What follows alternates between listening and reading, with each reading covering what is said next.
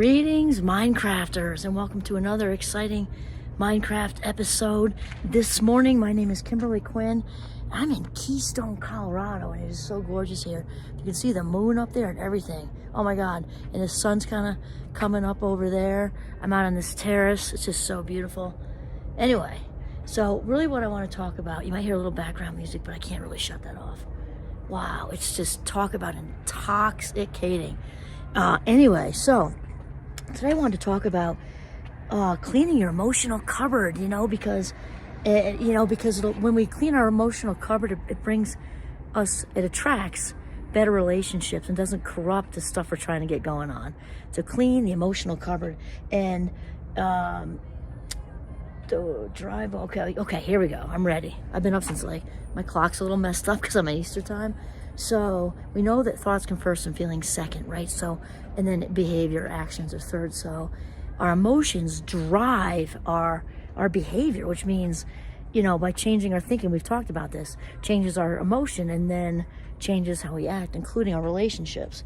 So we are also, remember, walking balls of energy. We are literally balls of energy. And so we're putting out there what's going on, in here all day long. And so I'm looking at it because I've been up for ages here. I think it's 6 a.m. Eastern time. So here's the thing. If our cupboard is loaded with, anger, we're going to project that stuff onto other people, even if we're not aware of it. We also look to reinforce it. So we kind of attract more anger to us. Then we feel validated and justified. And the whole thing keeps going because the brain loves patterns. It's going to keep reinforcing what it wants, what it's sort of picking up. Okay, another pattern. I know where that goes. But we are staying angry. Everybody, we just landed with 3 more people who feel like they were mistreated and we're angry, and that was similar to my thing. And then that takes that means that if we, what am I trying to say here? If we keep thinking the same thoughts and feeling the same feelings and doing the same things, nothing is ever going to change for us. So it's so important to clear out the emotional cupboard. I'm thinking, what was I thinking of? I had another one I wanted to say. People are just unhappy. Okay, we talked about the anger thing. People are just unhappy. They're gonna look for every avenue unconsciously to bring unhappiness to other people.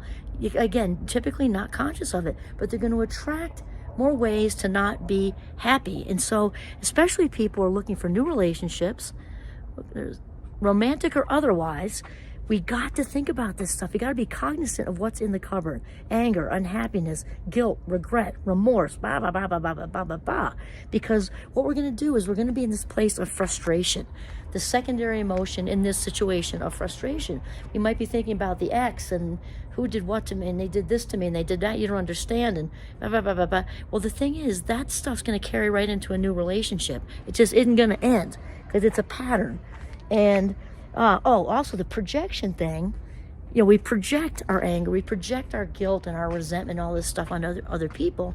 And remember that Freud, even though he did probably smoke enough cocaine to knock over a rather large horse, there's lots to keep about him. A lot of people aren't Freud fans, but, really if you, stepped outside any grocery store and polled 1,000 people and asked them to name one psychologist, who do you think they'd say, right?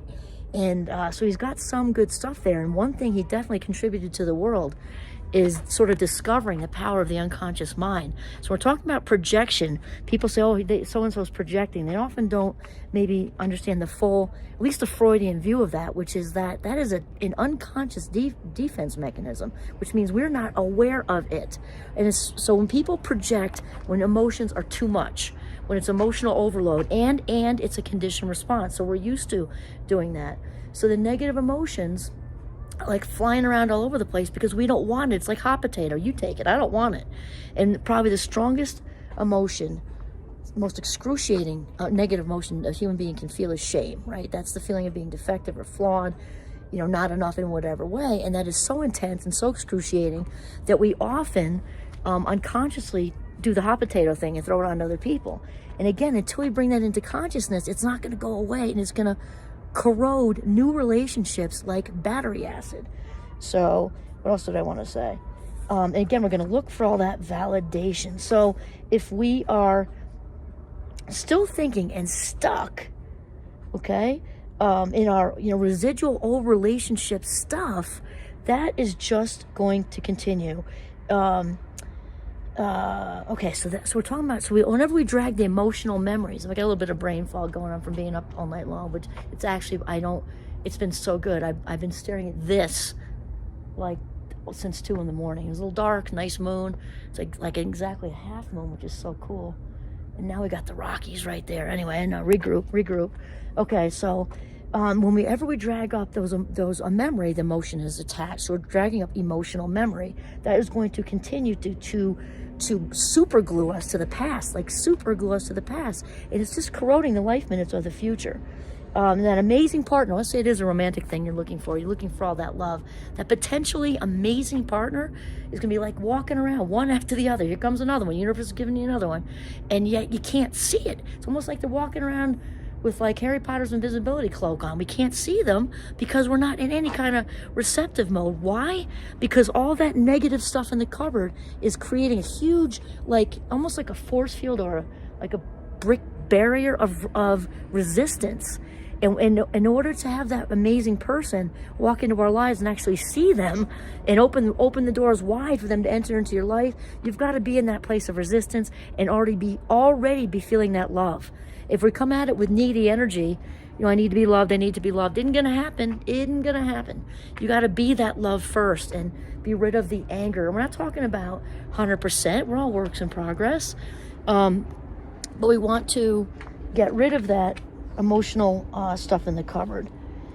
Yeah, okay, because what we're doing is we're looking at the future. We're looking at the present moment and our future life minutes through a neurological filter of all that ugly old stuff that's no longer part of our story.